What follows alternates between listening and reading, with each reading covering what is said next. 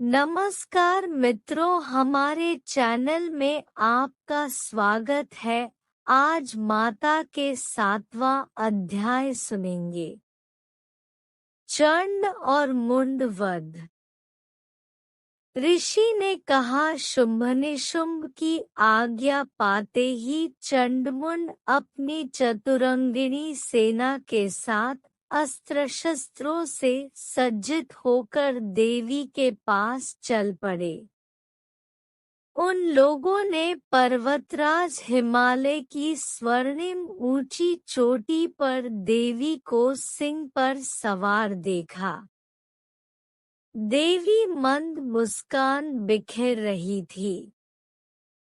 देवी को देखते ही उन्हें पकड़ने के उद्देश्य से अचानक ही आसुरी सेना उन पर टूट पड़ी।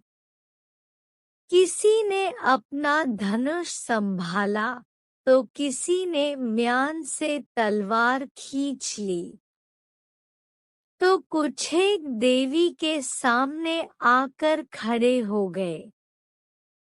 उस समय अंबिका देवी अत्यंत कुपित हो गई। क्रोधानल के धधकने से उनकी मुखाकृति काली हो गई। उनकी भौहें तन गई तथा उस स्थान से विकराल काली का प्रादुर्भाव हुआ। उनके हाथ में तलवार तथा पाश था। वे चीते के चमड़े की साड़ी पहने नरमुंडों की माला से सुशोभित हो रही थी। उनके नवरात्र के 9 दिनों का पाठ। हाथ की तलवार विशिष्ट प्रकार की थी। उनके शरीर का मांस सूखकर केवल अस्थिपंजर रह गया था। ऐसे वेश के कारण उनकी आकृति बड़ी डरावनी लग रही थी। उनके विशाल मुखगह्वर में जीभ लपलपा रही थी, जिसके कारण वे बहुत ही भयंकर दिख रही थी। वे देवी अपनी भीषण गर्जना से त्रिलोक को कंपित कर रही थी। वे कालिका देवी मुख्य मुख्य असुरों का वध करती हुई बड़े वेग से दैत्यों की सेना पर टूट पड़ी और उन सभी को अपना भक्ष्य बनाने लगी। वे विकराल देवी अपने एक ही हाथ से पकड़कर अंगरक्षकों, अंकुशधारी महाबली, बड़े बड़े वीरों तथा गलघंटधारी विशाल हाथियों को अपने मुख में भर लेती थी।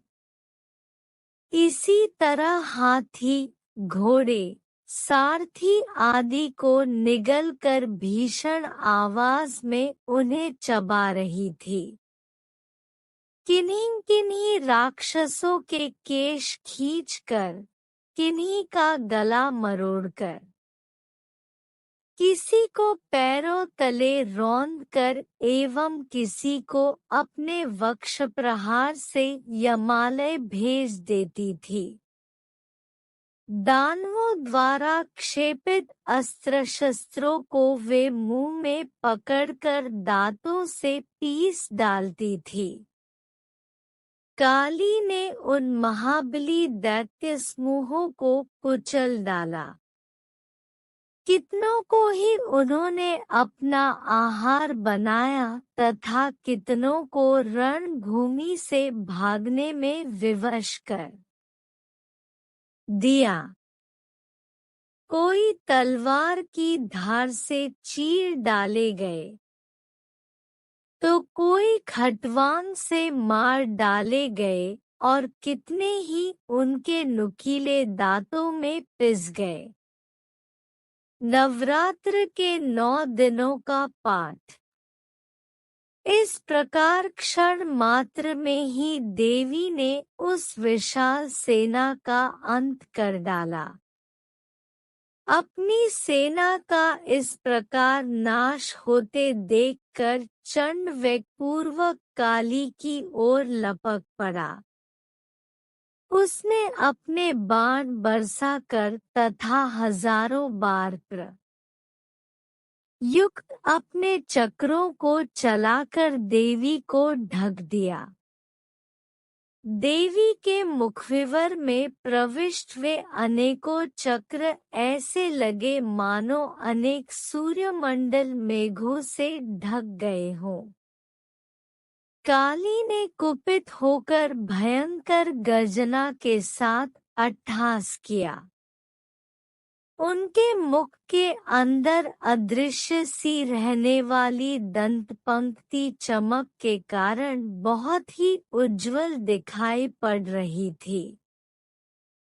तब देवी ने उन शब्द उच्चरित करते हुए अपनी लंबी तलवार से चंड के बाल पकड़ लिए और अपनी तलवार से उसके मस्तक को काट दिया। चंड के मरते ही मुंड तेजी से देवी की ओर झपट पड़ा, परंतु देवी ने क्रुद्ध होकर अपनी तलवार से मुंड को भी मार गिराया। चंडमुंड के गिरते ही शेष सेना भाग खड़ी हुई। तब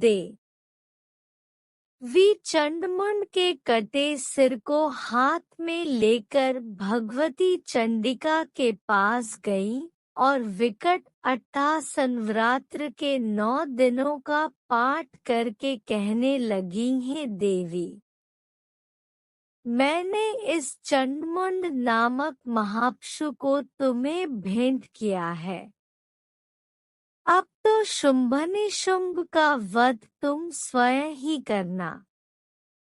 तदंतर ऋषि ने कहा, चंडमुंड के खंडित सिर को देखकर कल्याणकारिणी चंडी देवी काली से मधुर वचनों में बोली, है देवी, तुमने मुझे चंड और मुंड को अर्पित किया है। अब से विश्व में तुम्हारी ख्याति चामुंडा के नाम से होगी।